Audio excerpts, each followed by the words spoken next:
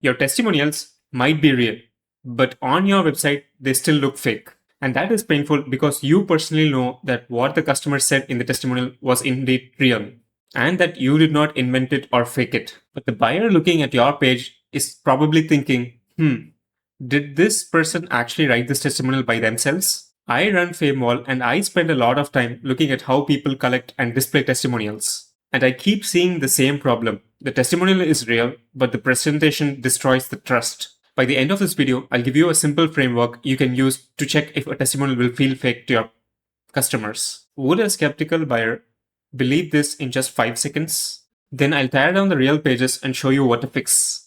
Most testimonials fail for 3 boring reasons. First of all, they sound too clean. That might be true, but it sounds like every testimonial on every website. For instance, as you can see in here, the testimonials are pretty overwhelmingly positive and there's no social proof attached because the author of the testimonials are pretty much anonymous. So your customers will be right to doubt if this could ever be even true. And more often than not, this would be hidden on somewhere on your own website. Second, you have no context about this testimonial. You don't even know who this person is and you don't know what they're trying to solve and you don't even have a reason to care for this as well. Third, the testimonial is simply placed like decoration and that will not actually help you in converting customers. Let's look at a real example on a real website.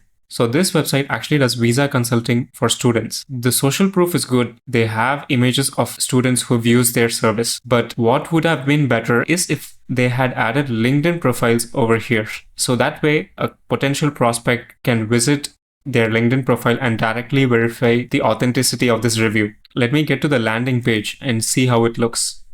So as you can see, it's fully about their offers at the top of the page. And you can see testimonials only when you get to the bottom of the page, and that too it's in a carousel fashion. But what could have been better is if this carousel widget had been placed at the top and they had added social proof to that student's website or even their LinkedIn profile or somewhere so that people could actually verify that this was true. Since it's pretty much easy to verify with LinkedIn profiles because people update their work experience and their place of study on LinkedIn. Just think about restaurant reviews. If every review had to say, amazing food, great place, highly recommend, you would in fact get suspicious. But imagine if one review says this: the burger was a bit hot, but it was big enough for 2. The parking was a bit annoying, but I'd still go back to that place again. You would trust this more as a first-time visitor. Not because it's perfect, but it feels like a lived-in experience. That's what most website testimonials are actually missing. They remove the tiny human details that make the social proof believable. Now let's look at Basecamp's customer page. So the page simply does not ask, what do you think about Basecamp? It actually asks what changed for the better since you switched. That one question changes everything because now the answers become more about work getting done faster, fewer errors, happier clients, accountability, and fewer email chains. This is much stronger than Basecamp is amazing. Because the buyer is not asking if people like this, the buyer is more likely seeing if this will change with what they're struggling with. They've highlighted important points which customers have mentioned in their testimonials. What would add more to this social proof is to directly link to the customer's website and also add their profile pictures so that customers will be able to relate more to the job title and the job persona. Overall, this is a pretty good testimonial page. What would be more interesting is to see how it has appeared on their own landing page.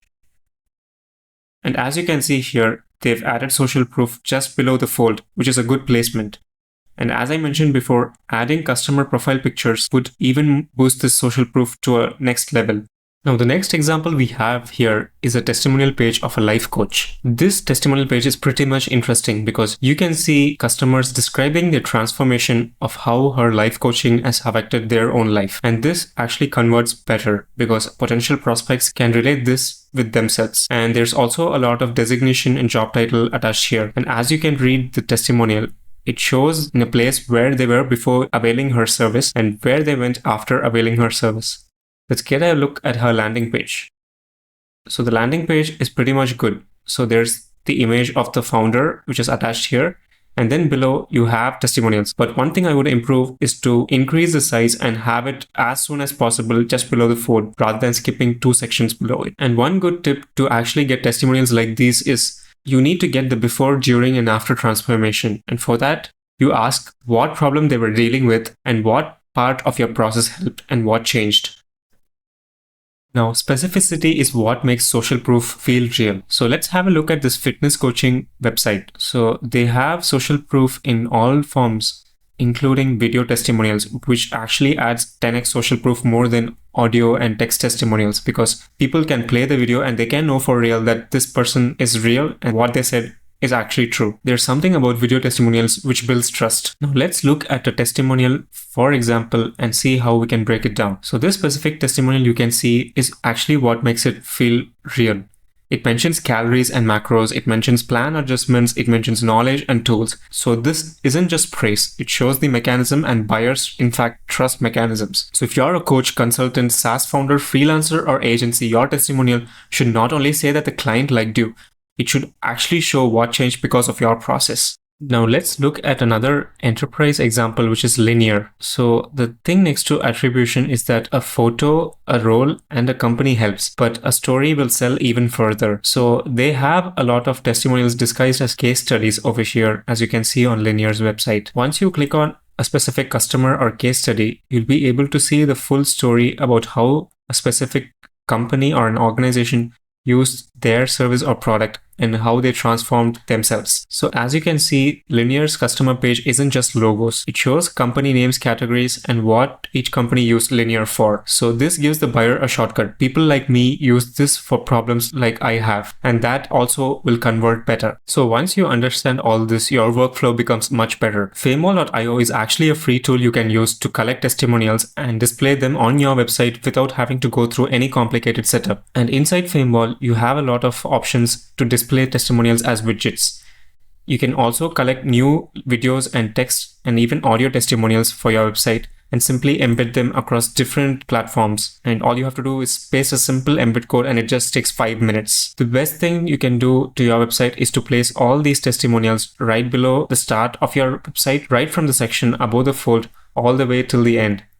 As you can see in Famewall's own example, there's social proof avatar widget displayed on the top, and there's award style widgets displayed below the fold, and there's company logos displayed here, and there's also this wall of love widget which is displayed in the middle of the page. All these are attempts to resolve buyer doubts, and all these are embedded using Famewall. So feel free to use this tool. Your testimonials don't need to really sound more impressive. They need to actually sound like a real person. That is the difference between proof and decoration. Once you fix that, the next problem is placement. You have to place the testimonial where a buyer will have a doubt arising in their minds, because a strong testimonial hidden at the bottom of your website is pretty much useless. If you found this video, leave a like and let me know in the comments on which part you liked the most. I'll catch you soon in another helpful guide. Have a nice day. Bye.